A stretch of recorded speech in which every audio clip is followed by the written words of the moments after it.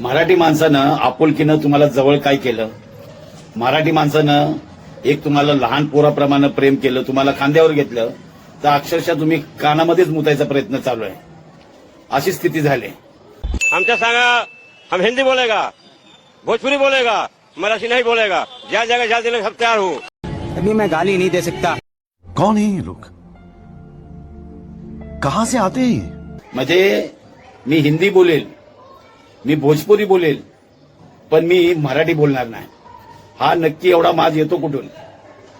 ज्या माय मराठीनं तुम्हाला भाकरी दिली, ज्या माय मराठीनं तुम्हाला जगवलं, ज्या माय मराठीसाठी तुम्ही 1200-1300 किलोमीटर लांबचा प्रवास करून इथे जगण्यासाठी आला, इथेच तुमची मुलांची लग्न झाली, शिक्षण झाली, गावी घर दार जमीन जुमला सगळं घेतलं, पण मराठी नको। वा, साधारण 20, 25, 30 वर्ष तुम्ही इथे काढली।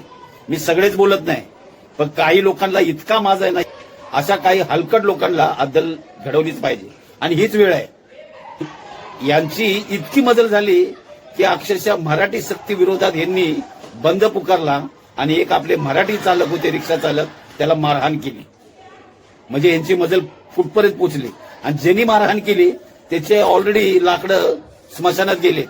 मुंबईत कांदिवलीमध्ये मराठी रिक्षा चालकाला परप्रांतीय रिक्षा चालकाने मारहाण केली आहे।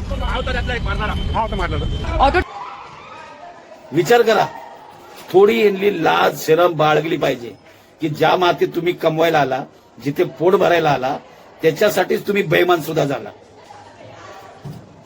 हे चांगलं नाही। मराठी माणसानं जेवढं मोठं मन दाखवलंय ना, तुम्हाला सगळं समजून सांभाळून घेण्यासाठी।